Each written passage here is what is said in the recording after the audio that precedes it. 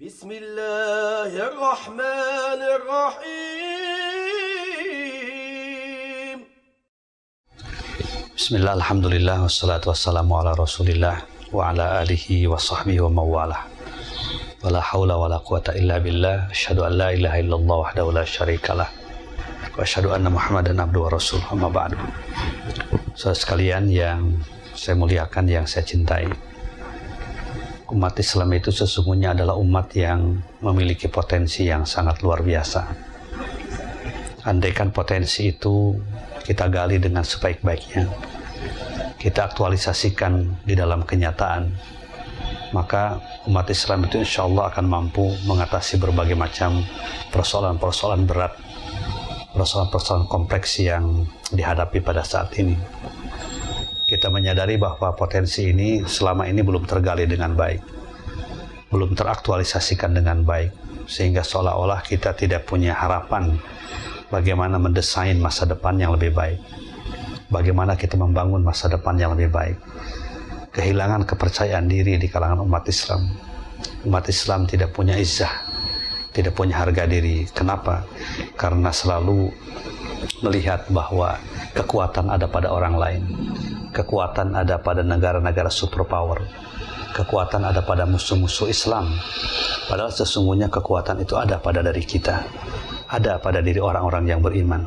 Allah secara tegas mengatakan di dalam Al-Quranul Karim, وَلَا تَهِنُوا وَلَا تَحْزَنُوا وَأَنْتُمُ الْأَعْلَوْنَ إِن كُنْتُمْ مُؤْمِنِينَ. Kalian tidak boleh merasa rendah diri. Kalian tidak boleh pesimis, tidak boleh bersedih.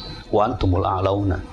Sesungguhnya kalian adalah merupakan umat yang tinggi, umat yang mampu berperan dengan baik, umat yang mampu menjadi pelopor dari umat yang lain, umat yang mampu memberikan solusi pada setiap persoalan-persoalan yang dihadapi oleh umat manusia seperti saat sekarang ini. Tetapi persyaratannya adalah in kuntum mu'minin, jika kalian benar-benar beriman.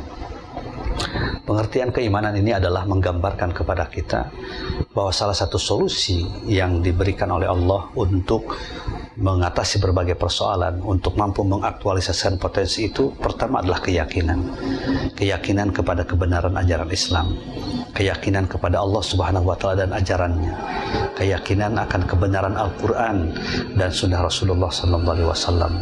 Mungkin kita yakin Al-Quran sebagai wahyu Allah, mungkin kita yakin Al-Hadis sebagai sunnah Rasulullah SAW. Akan tetapi keyakinan itu belum mendorong kepada kita tidak menjadikan Al-Quran dan sunnah sebagai manhajul hayah, sebagai kurikulum kehidupan kita. Keyakinan itu harus kita buktikan, harus kita wujudkan di dalam sebuah usaha yang sungguh-sungguh, usaha yang mujahadah, yang tidak mengenal lelah, yang memerlukan pengerahan segala kemampuan yang ada pada diri kita. Yang pertama, potensi yang harus digali itu adalah potensi ajaran Islam itu sendiri. Kita bersyukur kepada Allah Subhanahu wa Ta'ala, ajaran Islam adalah ajaran yang syumuliyah, ajaran yang bersifat komprehensif, yang mencakup semua bidang kehidupan yang dibutuhkan oleh umat manusia. Apakah kita akan memecahkan persoalan ekonomi? Kita bisa menanya pada Al-Quranul Karim, kita bisa bertanya kepada hadis, kepada sunnah Rasulullah SAW, karena ternyata persoalan ekonomi banyak diungkap di dalam Al-Quranul Karim. Sebagai contoh, pada surat An-Nur ayat 37, ayat itu menggambarkan bahwa kegiatan ekonomi pada masa Rasulullah SAW adalah kegiatan ekonomi yang melahirkan kesejahteraan, bukan melahirkan kesenjangan seperti sekarang ini, kesenjangan sosial, kesenjangan pendapatan yang semakin tinggi. Kenapa? Karena kegiatan ekonomi pada saat itu dikelola oleh orang-orang yang beriman, dikelola oleh orang-orang yang punya nilai, dikelola oleh orang-orang yang suka ruku dan sujud bersama-sama. Rijalun la tulhihim tijaratun wala bai'un an dzikrillah wa iqamis shalah wa ita'is zakah yakhafuna yawman tataqallabu fihi alqulub wal absar. Di masjid-masjid itu ada orang-orang yang sibuk dengan bisnisnya, dengan kegiatan usahanya. Tetapi kesibukan mereka di dalam bisnis, dalam kegiatan ekonomi tidak menyebabkan mereka lupa kepada Allah, tidak menyebabkan mereka tidak ruku dan sujud bersama-sama. Mereka terus ruku sujud bersama-sama. Mereka iman kepada Allah, beriman pada hari akhir. Mereka menunaikan sholat, mereka mengeluarkan zakat. Bahkan tidak ada rasa kekhawatiran pada diri mereka, kecuali khawatir takut bertemu dengan Allah dalam keadaan tidak beriman. Oleh karena itu, umat Islam harus menyadari bahwa ekonomi itu akan melahirkan kesejahteraan ketika yang menjadi ekonominya, ketika yang menjadi pedagangnya, ketika yang menjadi pebisnisnya itu adalah orang-orang yang beriman, orang-orang yang ruku dan sujud bersama-sama di masjid, orang yang suka berjamaah. Ya, jangan biarkan kegiatan ekonomi dikelola oleh orang-orang yang tidak beriman. Kalau kegiatan ekonomi dikelola oleh orang-orang yang tidak beriman, hasilnya adalah kesenjangan, bukan kesejahteraan. Kalau kegiatan ekonomi dilandasi oleh kapitalisme dan materialisme, maka hasilnya adalah kesenjangan, bukan kesejahteraan. Ini sudah terbukti.